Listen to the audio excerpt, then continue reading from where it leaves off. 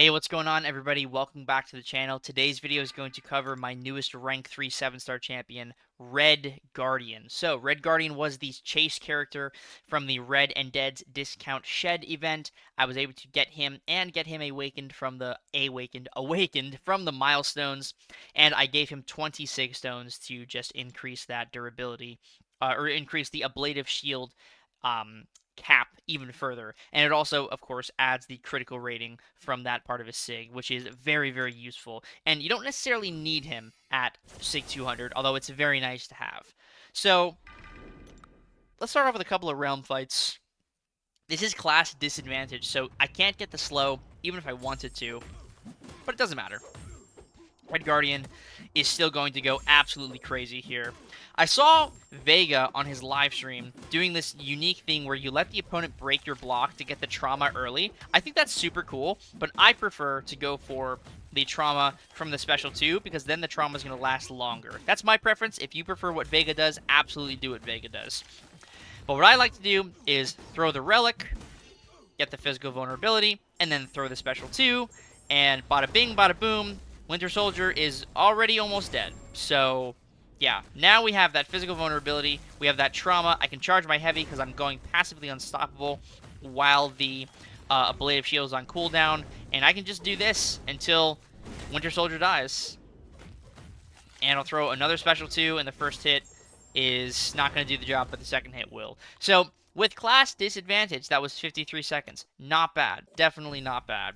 Let's keep going here a little bit. Let's keep doing a couple more fights, and then I have some more specific fights to show you guys, and even a longer form fight to see what the damage looks like with Red Guardian once you go for that special 3. So, again, the same rule applies here. Because it is a longer fight, and it's not a short form fight, you don't necessarily need to just go straight to special 2 here. I think the best case scenario would be going for one special 1 to get the additional debuff, to get the combat power rate increase, and then go for your special 2, because then you have an even higher chance of landing a critical hit on both hits instead of just one or maybe neither. So, right away, that heavy attack, 25,000 damage. Pretty nice, pretty solid. Just trying to bait a special attack here from Captain Marvel. Gonna go for a parry to refresh, and then a medium into the Relic, and hopefully this crits. Not a crit, but that's a crit. And Captain Marvel is basically dead, so even with just one crit, as long as that final hit hits that big yellow number, you are absolutely fine. I'll just throw a heavy attack here, it doesn't even matter. We'll do one more fight. We'll go fight Juggernaut. That should be a nice fight, especially if we can get the crit on both hits. And yeah, this guy is insane. I'm going to show you some short form content here in a moment after this Juggernaut fight. And you're going to see how ridiculous he is for short form content. You just go straight to special 2. And even at SIG 40, man, with only 11 of those charges, you do not need to worry about like the damage not being there. Because my goodness, the damage is there in spades.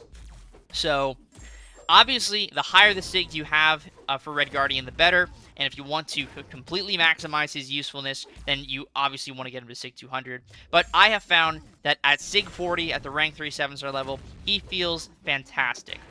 I'm going to go for the Relic here, and hopefully we crit. Nice. 200,000 damage on that special 2 hit. And there we go. No, so the first hit didn't even crit, and we still killed him within the stun from the special 2. Just wild stuff, man. Just completely wild stuff.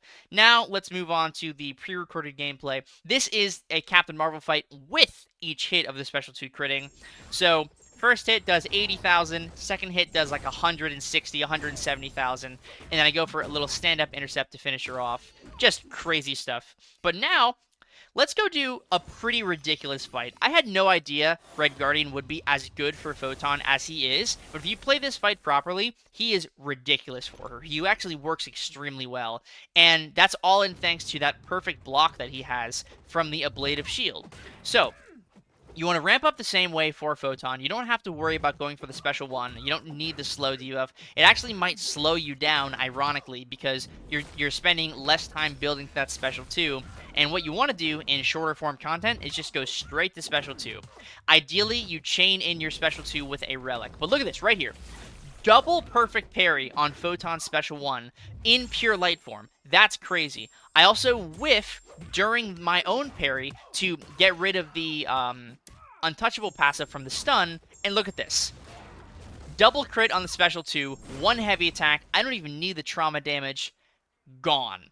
No damage taken, 38 seconds for a rank 3 Photon. How you doing? I'm doing pretty well. Red Guardian, he's nuts. He's ridiculous. Like, he is so incredibly fast in short form content. It's not even funny. It really is not even funny. Now having him at a 7-star level, I never ranked up my 6-star Red Guardian, so I would always see people, like, when 6 stars were still very meta relevant, I would see people with their 6-star Red Guardians just doing crazy numbers, and I was like, wow, I want that, but my Red Guardian isn't ranked up, so I never ended up ranking him or ascending him, and, you know, I'm kind of glad I didn't, because now I get to experience a whole new world of having Red Guardian as a 7-star rank 3, and it's just magnificent. So we're going for the Relic here, and again, in a Battleground situation, or a situation where you have increased Spirit gain, you're going to gain that Relic way faster. But even then, man, it doesn't even matter. 1 special 2, and it just lights out. It's literally just lights out. This is a rank 3 Sasquatch fight, so for this fight specifically, it does make sense to go for the slow for a couple of reasons. Number one, if Sassy ends up triggering Wrath of Tanarak, you want to have that slow to stop the unstoppable. And number two, having the additional debuff for Sassy because he has a higher health pool and he has protection passives that stack up throughout the fight. It just ensures that even if you don't kill him from the initial special 2, the amount of debuffs you have on Sassy will mean that a couple of heavy attacks after the special 2 will certainly take him out. So now I'm just trying to push Sassy to 2 bars of power, bait his special 2, and then throw my special 2. So we're going to throw a special 2 here with 6 of those protections, and even with the protection, that was still a lot of damage. All I'm going to need to do is land like a couple more heavy attacks, and Sassy is gone. 1 heavy, and then I think I go for a full combo into, yeah, 1 more, yeah, that's just a full combo, and that's it. So, even against a health pool like that, 450 some odd thousand health, no damage taken, 48 seconds, 1 special 2 into a heavy, and then 1 more heavy and a combo takes out Sassy. So, if you get unlucky with your rage stacks, and Sassy keeps building up the Wrath of Tanarak stacks even after that special 2, you're just going to be able to go for full combos, go for your heavy attack because you have the slow, so Sassy can't go unstoppable, and you're going to be able to kill him regardless. So now to finish off the video here, this is Red Guardian in the CCP testing map against the 15 million health Iron Fist, going for the special 3. So, if you're not aware, the special 3 from Red Guardian gives him this very nice fragility debuff, and fragility increases critical damage. So, or it's either critical damage or, here, you know what, because now I want to be correct. I'm pretty sure it increases critical damage that is dealt to the opponent. I'm going to check the Conchu's Ankh right now just to be completely sure. I don't want to give you guys the wrong information here, because even I don't remember everything at all times. So, Red Guardian, special 3. Yeah, so a fragility debuff grants plus 1200 critical damage rating and reduces block proficiency by 50%. Yeah, I just wanted to make sure. So, fragility is basically like a cruelty debuff, more or less, except there's the added benefit of the block proficiency reduction. So, Red Guardian with this fragility is going to be dealing even more critical damage. So, on top of having all those debuffs, very nice. Let's look at that in slow motion here. On top of having all of those debuffs to increase his critical rating, now that fragility not only is increasing his critical rating, but is giving him more critical damage rating. So, let's see that special 2.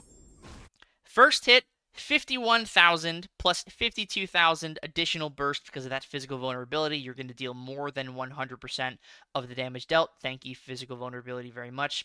So right there, that's 100,000 damage. Right there, 100,000 damage. Second hit, 121,000 damage, coupled with 123,000 damage. So in total, let's see, that right there is what, 243, 244?